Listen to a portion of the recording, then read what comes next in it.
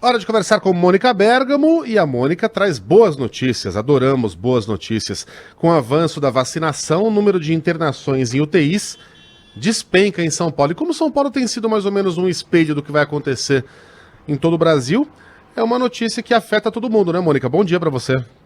Bom dia, Megali, bom dia a todos. Não só o espelho, como São Paulo é uma parte importantíssima do Brasil, então o que acontece aqui reflete nos números do Brasil todo. Quer dizer, o número de hospitais, Megali, privados no estado de São Paulo, com taxa de ocupação de UTI para Covid-19 acima de 80%, despencou. Em julho, 62% das instituições hospitalares registravam esse índice de lotação, hospitais privados. Agora, apenas 2% estão com as unidades intensivas com esse percentual de ocupação. Você se recorda que 80% era aquele limite, né? Quando a UTI começa a funcionar mal, quando você começa a ter um risco muito grande para os doentes que estão internados e um risco muito grande de que ela encha de repente, né? E que não tenha mais lugar para ninguém. Então, 80% sempre foi aquele limite crucial. Então, agora são 2%.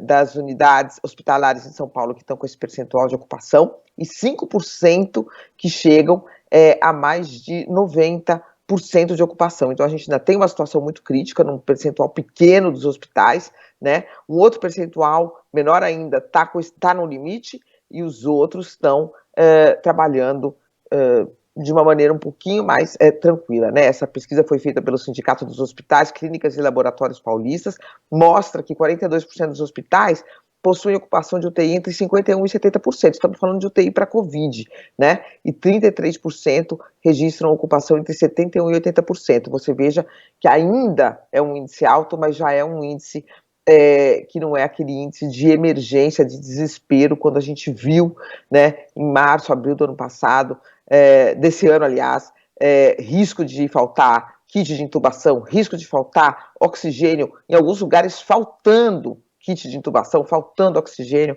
pessoas que morreram sem ar aqui nesse país. Então, são várias as boas notícias, né? Desculpa, eu estava repetindo aqui, com essa queda de internações em decorrência do coronavírus, tem um movimento de retomada dos atendimentos não Covid nos hospitais, né?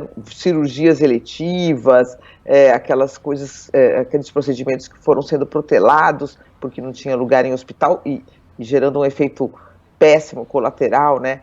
De que outras doenças foram se agravando, outros pacientes foram tendo mais problemas, mas agora a gente tem essa boa notícia.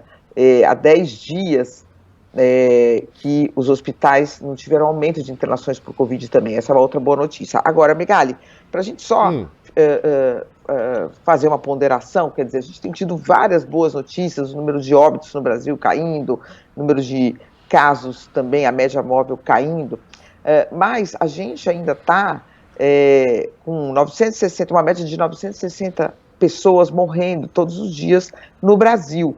Né? Então, este patamar que a gente está agora, apesar de estar em queda contínua, ele é o mesmo, ele é parecido com o pior momento da crise em 2020. Em 2020, o pior momento registrou médias de 1.100 mortes diárias, no pior momento do ano passado. Então, começou uma queda em agosto do ano passado, no número de mortes. Você se lembra que a gente começou a ficar muito otimista em novembro, o número de mortes ficou em 323 em média, a média menor de toda essa epidemia. A gente alcançou em novembro do ano passado 323, e de repente a coisa subiu, explodiu, e nós chegamos a ter, em março, abril, 3.124 mortes, foi o pico de mortes média diária de mortes no Brasil. Então, média, porque a gente chegou a registrar 4.500 mortos em um dia só, né, Mônica? Que foi o recorde aqui no Brasil, se eu não me engano. Exatamente. Como a gente tem muito problema de notificação, tem dias que você tem uma notificação maior, ou seja, tem a morte, mas ela não é comunicada imediatamente, por isso que se usa a média. Mas realmente você tem razão, a gente teve dias com mais de 4.000 mortos. Então, a gente não pode simplesmente falar, a epidemia acabou. Não, a gente ainda está igual ao pior momento do ano passado.